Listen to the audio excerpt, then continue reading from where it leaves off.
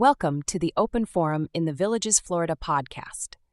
In this show, we talk to leaders in the community, leaders of clubs, and interesting folks who live here in the Villages to get perspectives of what is happening here in the Villages, Florida. We are a listener-supported podcast. There will be shout-outs for supporters in episodes. In Season 6, we will continue making substantial improvements to the podcast. This is Mike Roth. And listeners, I'm thrilled to share with you this podcast, which is my passion project for you. This podcast brings me joy, brings you knowledge, inspiration, and a lot of things that people need to know about the Villages and the people living here. Be sure to hit the follow button to get the newest episode each week. Creating this podcast is a labor of love, even though it demands more time than I can easily spare. Now, here's where you come in. You can help us keep the podcast alive and thriving. How? By becoming a supporter.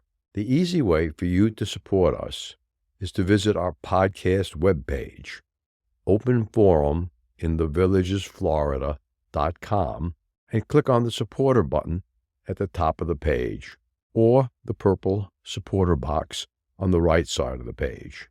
Even a small donation of $3 to $10 a month makes a big difference.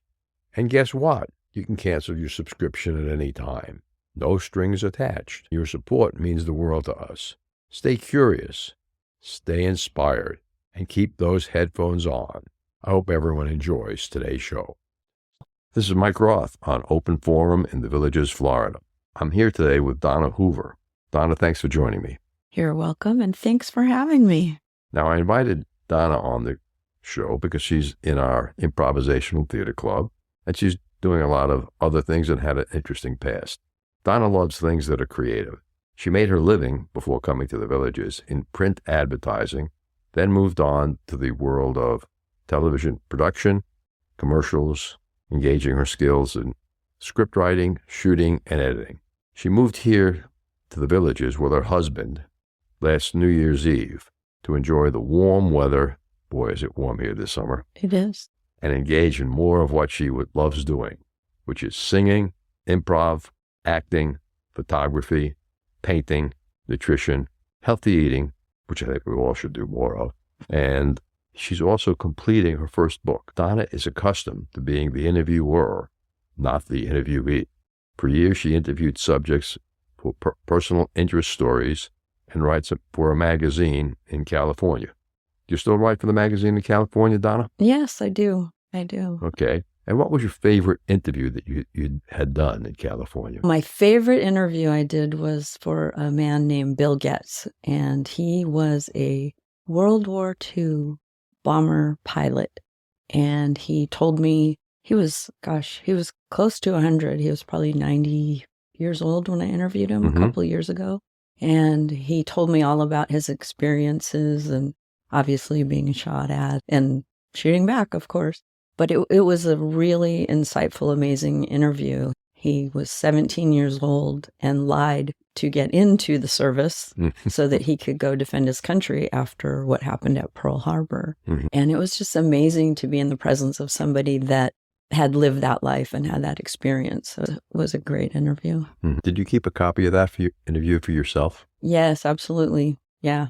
Good. I hope it's preserved on something other than VHS tapes. Oh, yeah. It was very recent, and I recorded it on micro cassette recorder, or not cassette. What are those now? They're digital now. Digital recorders, yeah. Sometimes my age shows, sorry. Not a problem. So tell us a little bit about your musical journey. Okay. When I was 8 years old, I thought I should sing. And I didn't really, I didn't know if I could sing because I was 8 years old. And I did different things throughout my life, joined a choir in high school and things like that, and just had fun with it. But I didn't really arduously go after it. And so through my life, I had a little bit of exposure to, I'd had some voice lessons here and there, but nothing intense. And then in 2020, I was interviewing someone for the magazine that I write for, and she was a fado singer. Whoa, what toe? Fado, F-A-D-O. It's Portuguese. Never heard of it. Yeah, she's a Portuguese singer, and she sings in both English. Yeah. Portuguese. So I was interviewing her and not thinking about my singing at all. It had been many years since I'd really gotten into it at all. And she said, oh, and by the way, I'm a voice teacher at School of Rock. And I said, I did see a van for School of Rock, but didn't know what it was and found it intriguing. And she said, come on down. She says, how about I'll give you a free lesson. We'll see where we go from there. So that was in 2020 and in March. And so I went in and I got my free lesson and I was so nervous that my voice was shaking. Are you nervous to sing in front of me? I said, I absolutely am. And she was, okay. So anyway, I did my free lesson and she said, yeah, I think you should continue if you want to. So I said, that sounds fun. So I did. And over time, my voice grew stronger and I got more confidence. And they started an adult band at School of Rock. Mm-hmm. So they already had kids bands and they were quite talented. But anyway, so they started an adult band. And so there were a bunch of us with varying degrees of musical experience. And I didn't have a lot. And I started singing with the band. The fortunate thing for me was because I was still a little nervous about all of this, It was 2020 in July. So I was able to develop my skill more so in front of no audience for about a year and a half, which is very helpful because if they put you right out there in front of people right away, it's going to be more difficult. So anyway, I was with them for about a year and a half to 2 years. And then I decided to leave there and go sing on a church worship team. And the worship team leader had invited me to come over. And then he said, hey, do you want to start a band? I said, I would love to start a band. And so we did. And I was with them until I left California this past New Year's Eve. And then when I got here, I let a few people know that I would be interested in singing if they knew anybody looking for someone. And this one band had just lost their lead singer. And I contacted the leader, Marv, and I said, I'm interested in your band. He says, come on out and do an audition and we'll see. I said, all right. And so I did. And I'm the lead singer of that band now. And the name of the band is? The name is Just Like That. Just Like That. Just Like That. And if one of our listeners wants to see the band live, where do you perform? Right now, we are gelling as a band, I guess, as you would say.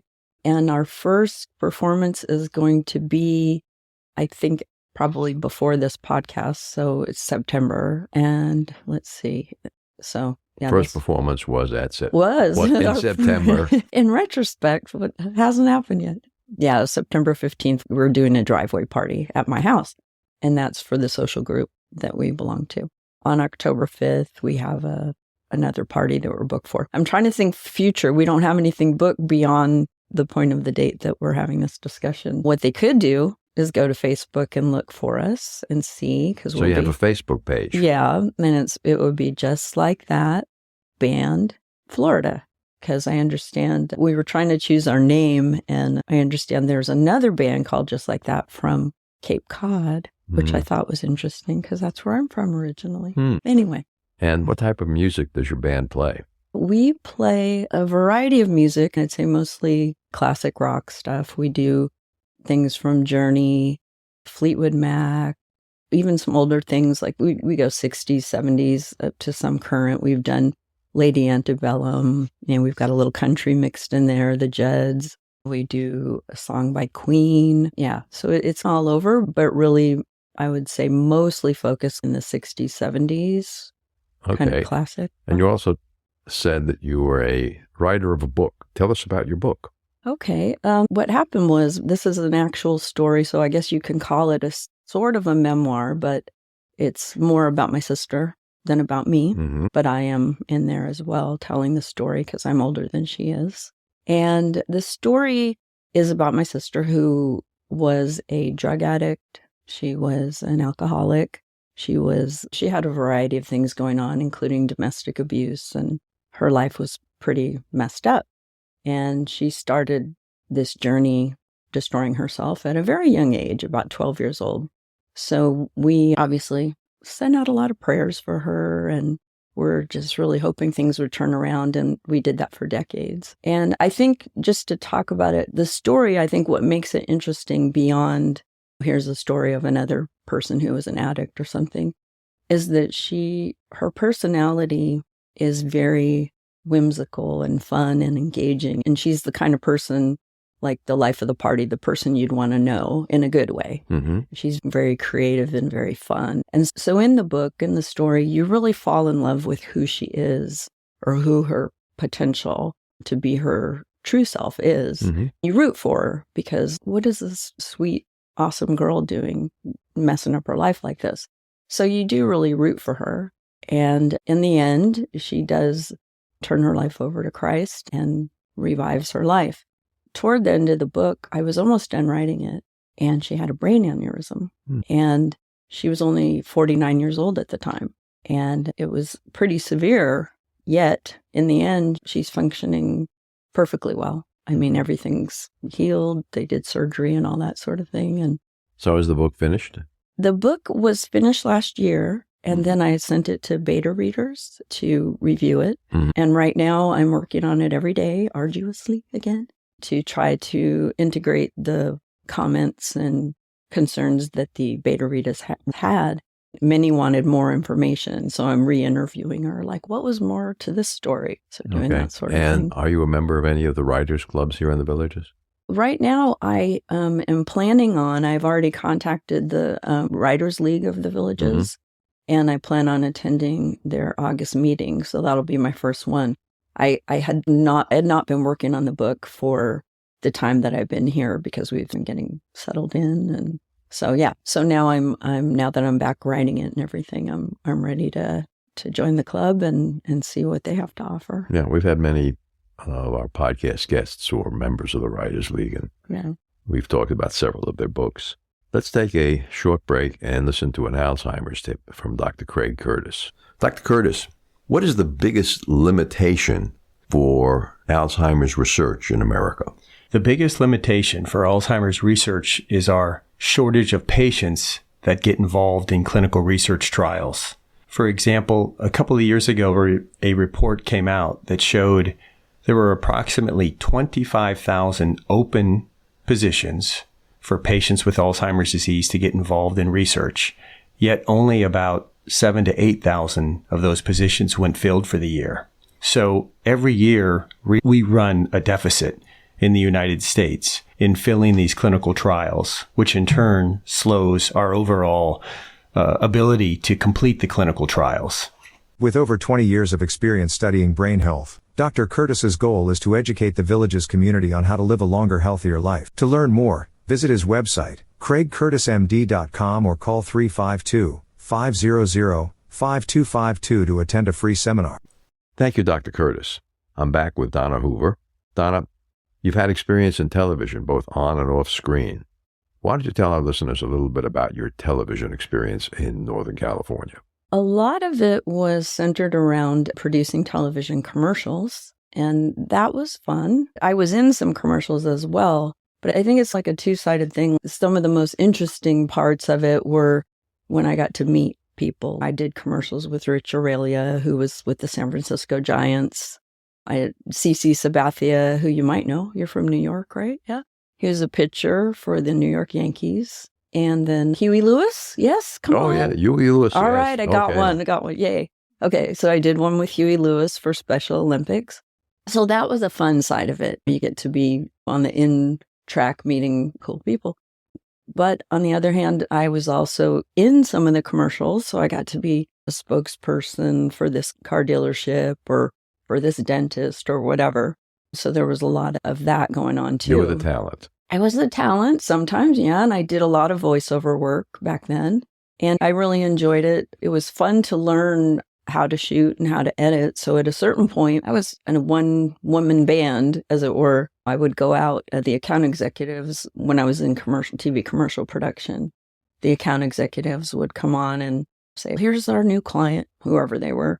And I would go out and meet with them, interview them, produce a script, go out and get the talent prepared, locations, everything you would do, and then go out and shoot it myself, bring it back and edit it.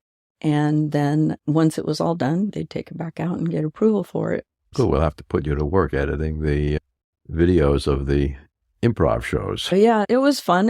And besides the commercials, we did some little local origination programming. We did some shows, and that was a lot of fun too. We did a little news program called On Assignment. So I got to interview people about various things for that show. And then we had it in our town. We had a parade every year. It was called Fiesta Days Parade.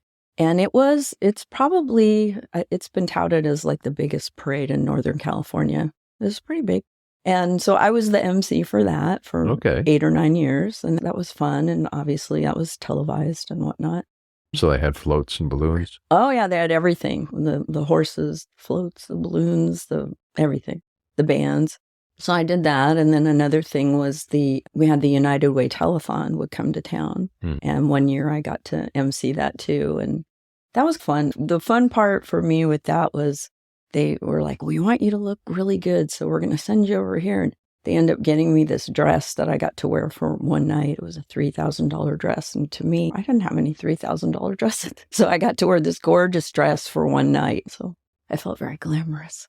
But anyway, so it was a lot of fun, a lot of on and off camera. And then in the end of my career, I worked for the state of California, and they ended up using me for some voiceover work. And you can go online to State of California stuff, and you'll see me there sometimes and hear my voice there. And so that was fun. I worked for a tax department. That wasn't a lot of fun. Worked for the California Tax Department. Yeah, I know, right?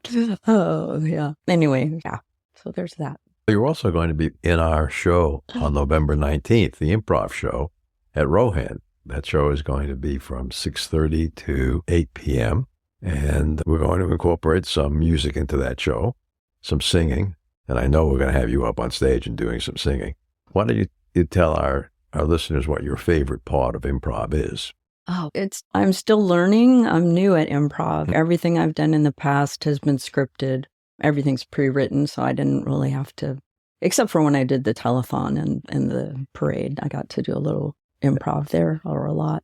So my favorite part is just every new scene is exciting because you don't ever know what's going to happen. It's just, you got to play off of what's going on, and to interact with people is a lot of fun, to just play off of what they're doing, and then that creates something new in you, and things that you don't even know you're thinking about just come out. You're like, oh gosh, wow, where'd that come from? So it's a lot of fun. And it's very funny. Tickets actually are on sale now, and you can go over to thevillagesimprov.com, and on the homepage there'll be a link to the show, which will allow you to buy tickets. It's a reserved seat show, which is unusual for us. So the earlier you go on to buy your tickets, the better the seats that you can select.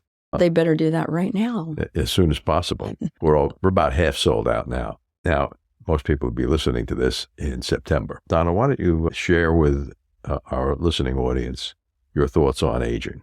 I think I have a fairly unique perspective on aging, at least maybe not. We'll see. Anyway, I feel like age is, or I should say, I believe that age is pretty much what you choose. It's what you decide it will be. And I don't think that anybody is destined for anything in particular as far as ailments or, oh, I'm going to gain weight or I'm going to lose my teeth or whatever. And I think a lot of people have the mindset that I'm older, that's why I weigh more. I'm older, that's why everything hurts. I'm older, that's why. And I don't think that's the reason why. I think that it's your choice to be more active, your choice to supplement your diet, your healthy diet, with supplements. I think there are so many ways to maintain a great level of fitness and health far beyond what a lot of people are willing to do. Mm-hmm. So you go to the gym every week? We go to the gym. We try to go every day. Mm-hmm. I missed it this morning because I had to come here. I didn't have to come here. I got to come here. Thank you. And this is exercise. Yes. Yes, I'm standing up straight, breathing from my diaphragm. So yes. But yes, I go to the gym most days. Mm-hmm. I guess that's a fair way to say it. And I go by the 80-20 rule as far as what you should eat. 80% of the time, eat the good things. 20% of the time, hey, let's go to Kumho's for dinner, right? Or whatever. Well, Kumho's can be healthy depending on what you order. Yes, that is true. No, actually, yes. But for me, when I go out, I lose my self-discipline a little bit and just have a good time. But you're probably not alone. So have a good time. I think that's the thing that people think, oh, you like to eat healthy and do all this stuff. You're boring and you're not having fun and you're not eating good things. That's not true, or good, quote unquote.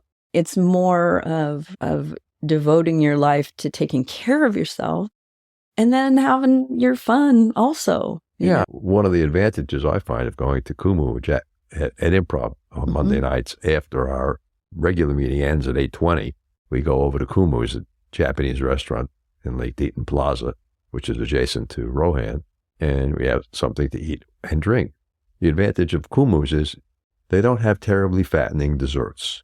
True. And their service is fabulous. The people there are amazing people. We used to go to an Italian restaurant that had fantastic tiramisu and other Italian good food, really good food. The food was fantastic. And then we're now all on a diet at Kumu's. What are your thoughts on healthy living and lifestyle? A little bit what I've touched on. I like to make things homemade as much as possible. Try not to use refined sugars when I'm baking, cooking. I use alternate things. So you make those watermelon cookies? Watermelon cookies? Sure. Oh. You mean just here's a slice of watermelon, take this? That's okay too. It's delicious. I like to... Chocolate chip watermelon? Yeah, of course. Gotta have that. I like to... Dark chocolate, so it's healthy. Yes, it's a certain percentage, right? But I challenge myself. So if there's something that I love that's like a chocolate chip cookie, how can I make this healthier? What can I do to this? And so there are things that you can do with anything that you're eating to reduce the sodium, reduce the sugar, reduce anything in it, fat. I want to take that back. Fat is not necessarily unhealthy. Fat can be really good, actually. Your brain needs it. But to reduce the bad elements. And sodium isn't necessarily bad. It's an excess of sodium that is a problem. At this time of year when it's hot and you're sweating, even if you're sweating in the air-conditioned gym, you need a certain amount of sodium. I agree. To keep your body in balance. You do. And I think on my thoughts on that in particular, there's a salt that I use. It's called Celtic sea salt. And you can also use, I think the Himalayan salt, you've probably seen it, the pink crystals. What's Himalayan. It called? Oh, Himalayan. That's another one. That's Himalayan. A good salt? Yeah, my preference is for the Celtic sea salt. And the reason being for that, and not to go too deep into a sidebar here on this, but the reason being for that is that the vitamins and minerals or whatever is in that salt is fully digestible by your body. When they take an iodized salt, like the table salt you'll see at a restaurant, for instance, or what most people buy, it has had everything good stripped out of it. So when you're using that salt, that's what the kind of salt that it would raise your blood pressure and cause you to have different issues due to the salt having all the good things stripped away. So when you go to a Celtic sea salt, it's left as its whole self, the way that it would be healthy for your body. So when you introduce that into your body, is well able to process it. So is that the way the salt is processed or where it's from? It has to do with the processing largely because they're taking, if you look at Celtic sea salt, you're going to see it's like a gray color. And it's bigger a little bit. It comes in bigger chunks. You have to grind it down, or you can get it ground. But it's a gray color versus your white. That looks like bleached, pure. So have your listeners do a little research on that. So salt is great if you're getting the right salt. That would be my advice. And where do you buy your Celtic sea salt? You can get it at, I think right now I've been getting it online. I have been getting it online. I used to have a place back in California where I could find it. Sometimes they'll carry it, say, at Sprouts, that sort of place. Maybe at Fresh Market. I haven't asked or checked there because I already have some still. So, yeah. That's good. That's good. And Donna, if someone wants to find out when your book is published, how would they do that? The name of the book is Wandering in the Shadows. And I guess you could just look for that name. I'll be establishing a Facebook page for that. Is it going to be self-published? I believe it is. And I want, largely because I want to retain the rights to it, I'm looking toward producing a film or a TV show based on this book in time. So I don't want to release the rights to a publishing company and not have control over them. So are you going to almost immediately create an audiobook version since you've been in the voiceover business? I might do that. I hadn't really thought a lot about that side of it because right now there's so much in just getting it written. And then I think the thing that kind of holds you back as a writer, or at least I could say for myself, sometimes you're like, okay, I'm not going to work on it. Why am I not working on it? But I think the real reason is on the other side of writing it is the whole issue of how do you publish it? How do you market it? How do you do? And those are unknowns to me. And so that's why I'm interested in joining the writers group here in the Villages to get some insight on what happens on the other side of the writing. Because I know how to write. Good. When this recording is finished, I'll show you what my daughter has done, which has been phenomenal. All right. Publishing. Her self-published book has been at the top of her category on Amazon for the past 3 years now. Wonderful. Mm-hmm. I'm very interested in that. Good. Thanks for being a guest on the show today, Donna. Thank you for having me. This has been fun. Good. And everyone can see you in the November 19th production of the Improv Company show at Rohan. All right. Thanks a lot, Mike. Thank you. Remember, our next episode will be released next Friday at 9 a.m. Should you want to become a major supporter of the show or have questions, please contact us at mike@rothvoice.com. This is a shout-out for supporters Tweet Coleman, Ed Williams, Paul Sorgen, and major supporter Dr. Craig Curtis at K2 in the Villages. We will be hearing more from Dr. Curtis with short Alzheimer's tips each week. If you know someone who should be on the show, contact us at mike@rothvoice.com. We thank everyone for listening to the show. The content of the show is copyrighted by Roth Voice 2024. All rights reserved.